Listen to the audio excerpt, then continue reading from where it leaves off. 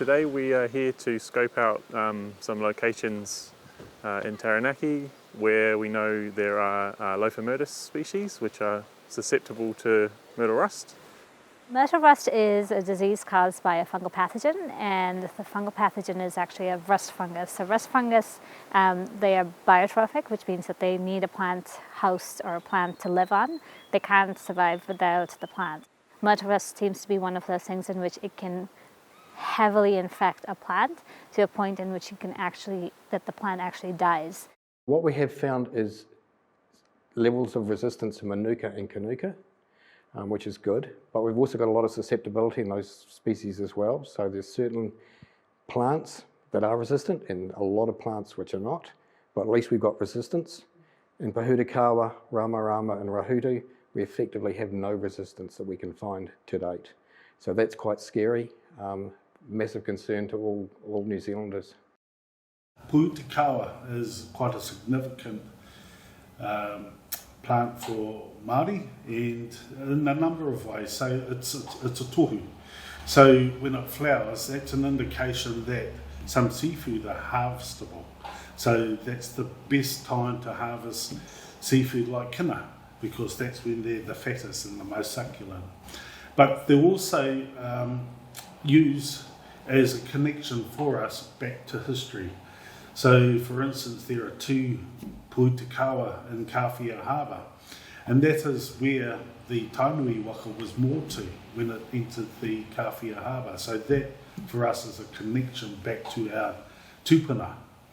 There's the Te Rerenga Wairua in North Cape, and that is the departing place of our spirit. So they depart from that point, our spirit departs from that point, enter the sea, swim all the way back to Raiatea, they surface there, and that's where they're reunited with our tūpuna. So the government knows that this is a very serious disease because we are very concerned about mānuka. We're really concerned about pōhutukawa, and they have put a large amount of funding into supporting research into this disease, specifically ways to understand how it's going to change in New Zealand and how it's going to adapt to conditions over here. The fungus can reproduce in two ways. It can either reproduce clonally, copy itself, or it can reproduce sexually. Sexual reproduction will increase the genetic variability in the population, which makes the pathogen more adaptable. So it may be able to adapt better to our climate, to other host species, or ways that we develop to manage the disease. Unfortunately, it spreads really easily. It's a wind-borne pathogen. It produces, the main thing that people will see is yellow kind of spores, and these are masses of spores, and they disperse in the wind. They've got kind of textured surfaces, which enables them to get up into wind channels and travel real distances. But they're also sticky, so they'll stick to clothing, they'll stick to people, so they could move. Bees have been seen collecting them, so that they kind of move in all kinds of different ways.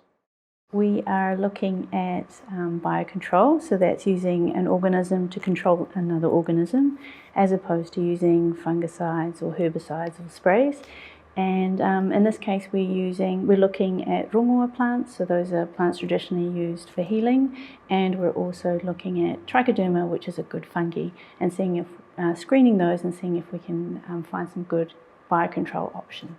Iwi who haven't currently got Myrtle Rust in their region, like Katununi, what we're doing there is working with them to help them understand what it looks like out in the ngahere. So if they're out there working, or if they're out there hunting or walking or tramping, they may be able to identify Myrtaceae that they're passing and just scan it very quickly to see if there are signs of the disease there. So it's preparing them essentially for what could occur later on. I've been to badly affected sites in Australia and seen very similar things where the entire sub-canopy of trees has died, so it just looks like matchsticks now, and where big, large trees have completely died back after years of infection. The loss of myrtles for Māori would be significant. And there are a number of reasons behind that. One, quite obviously, is mānuka. And there is a burgeoning honey industry that's attached to the mānuka and the kānuka plant. So for them, it would be loss of income, loss of livelihood. I guess like to me it kind of comes down to the fact that my daughter, who's 6, is learning about singing a pōhutukawa tree at Christmas time, and I wanted her to be able to enjoy the fact that there are these beautiful trees when she grows up, and not something that she's going to see a picture of in a storybook.